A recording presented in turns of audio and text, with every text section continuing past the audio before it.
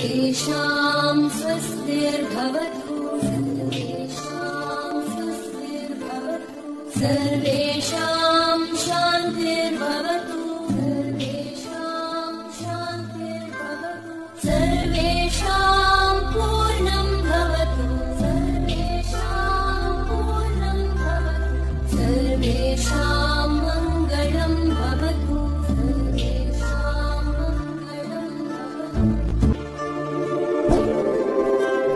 Dear students, welcome to online classes. आप सभी का ऑनलाइन क्लासेस में स्वागत है। आज हम क्लास थर्ड इंग्लिश का लेसन नंबर 9 बर्ड्स पैराडाइज पक्षियों का स्वर्ग इसको रीड करेंगे। Have you seen A sparrow? Sparrow means गौरैया। क्या आपने गौरैया देखी है? Besides the sparrow, which other birds have you seen? गौरैया के अलावा आपने और दूसरे कौन कौन से पक्षी देखे हैं? Have you heard about any place having different kinds of birds in Rajasthan? क्या आपने राजस्थान में किसी ऐसी जगह का नाम सुना है जहाँ पे विभिन्न प्रकार के पक्षी पाए जाते हैं? Let's read about the Kevladev National Park, a famous bird sanctuary located at Bharatpur. चलिए हम भरतपुर में स्थित located means स्थित, sanctuary means अभयारण्य, famous means प्रसिद्ध। चलिए हम भरतपुर में स्थित एक प्रसिद्ध पक्षी अभयारण्य जिसका नाम है केवलादेव राष्ट्रीय उद्यान, इसके बारे में पढ़ते हैं। द केवलादेव घना national park is located in Bharatpur district of Rajasthan. Rajasthan के भरतपुर जिले में केवलादेव घना राष्ट्रीय उद्यान स्थित है। It is the birds paradise, यह पक्षियों का स्वर्ग है। पैराडाइज मीन्स स्वर्ग। इसे पक्षियों का स्वर्ग क्यों कहते हैं? क्योंकि यहाँ पे डिफरेंट काइंड्स के यानी विभिन्न प्रकार के पक्षी पाए जाते हैं।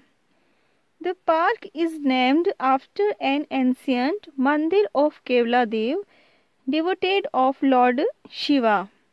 एंशियंट का अर्थ होता है प्राचीन, डिवोटेड मीन्स समर्पित। ये जो पार्क का नाम है, इस पार्क का नाम केवलादेव के एक प्राचीन मंदिर भगवान शिव को समर्पित है, जो कि भगवान शिव को समर्पित है। इस मंदिर के नाम पे इस राष्ट्रीय उद्यान का नाम रखा गया। एंशियंट मीन्स प्राचीन। प्राचीन क्या होता है? जो हजारों वर्षों या सैकड़ों वर्षों पुराना होता है उसे प्राचीन कहते हैं। The Hindi name Ghana means thick. Hindi में घना का अर्थ होता है सघन। Here Ghana therefore refers to a thick area of forest. यहाँ पे घना जंगल के एक सघन क्षेत्र को दर्शाता है। Bharatpur town used to be flooded regularly every monsoon till 1760। Till means तक, टाउन मीन्स नगर या कस्बा, फ्लडेड मीन्स बाढ़ग्रस्त, मॉनसून मीन्स मानसून की वर्षा, रेगुलरली मीन्स नियमित रूप से।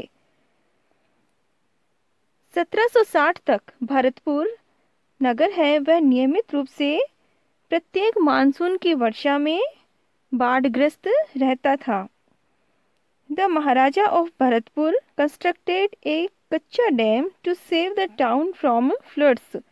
भरतपुर के जो महाराजा थे उन्होंने एक कच्चा बांध बनवाया इस नगर को बाढ़ से बचाने के लिए। डैम मीन्स बांध, कंस्ट्रक्टेड मीन्स बनवाया या निर्मित करवाया। The area from where the soil was taken out became the Bharatpur lake. और वह क्षेत्र जहाँ से मिट्टी ली गई थी, सॉइल मीन्स मिट्टी। मिट्टी किस लिए ली गई थी? डैम बनाने के लिए, बांध बनाने के लिए। तो जहाँ से मिट्टी ली गई थी वह क्षेत्र भरतपुर की झील बन गया। It became one of the best duck shooting wetlands in the world. और यह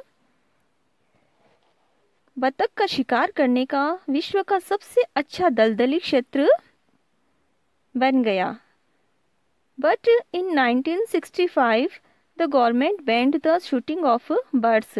लेकिन 1965 में सरकार ने पक्षियों के शिकार पर प्रतिबंध लगा दिया। गवर्नमेंट मीन्स सरकार, बैंड मीन्स प्रतिबंध लगाना, शूटिंग मीन्स शिकार। The area was declared A national park इन 1982। और यह क्षेत्र था वह 1982 में राष्ट्रीय पार्क घोषित कर दिया गया। डिक्लेयर्ड मीन्स घोषित करना। It was recognised as a world heritage site in 1985। Site means घटना स्थल, हेरिटेज यानी विरासत। 1985 में ये जो स्थल था वह विश्व विरासत के रूप में उल्लेखित हुआ या जाना गया। Bharatpur park is the bird watchers delight. Bharatpur park यानी भरतपुर का जो उद्यान है वह जो भी पक्षियों को देखने के लिए जो भी यहाँ पे आते हैं उनको आनंदित करता है। It is best known for the Siberian cranes. और यह सबसे अधिक साइबेरियन क्रेन्स के लिए जाना जाता है। साइबेरियन क्रेन्स मीन्स साइबेरियन सारस, क्रेन्स मीन्स सारस। They arrive in December and stay till March every year. यह प्रत्येक वर्ष हर साल दिसंबर में यहाँ आते हैं और मार्च तक रहते हैं। कौन? Siberian cranes. Several other migratory birds also arrive from as far as Siberia and Central Asia to spend their winters in Bharatpur. और भी कई दूसरे माइग्रेटरी बर्ड्स यानी प्रवासी पक्षी। प्रवासी क्या होता है? जो दूसरे देश से आते हैं उन्हें प्रवासी कहते हैं। और भी कई दूसरे प्रवासी पक्षी यहाँ पे बहुत दूर से, साइबेरिया से, मध्य एशिया से यहाँ पर भरतपुर में शीतकाल में आते हैं। विंटर्स यानी शीतकाल यानी सर्दियों में आते हैं और यहाँ पे अपनी सर्दियाँ व्यतीत करते हैं, सर्दियाँ बिताते हैं। Deer, jackals, foxes and hyenas, blue bulls, black bucks and other fishing cats and monitor lizards can also be seen here. हिरण, सियार, लोमड़ियाँ और लक्कड़बग्घा, नीलगाय, काले हिरण और मछलियों को पकड़ने वाली बिल्लियाँ और कई बहुत बड़ी बड़ी छिपकलियाँ भी यहाँ पे देखी जा सकती है। तो स्टूडेंट्स, कि आपको आज का ये लेसन कैसा लगा? ये लेसन बहुत ही जानकारी से भरा हुआ है और बहुत ही इंटरेस्टिंग है। आप इसे बहुत अच्छे से पढ़ना और इसे समझना। और जब भी आपको भरतपुर जाने का मौका मिले तो आप घना राष्ट्रीय उद्यान, घना नेशनल पार्क अवश्य देख के आना। Thank you.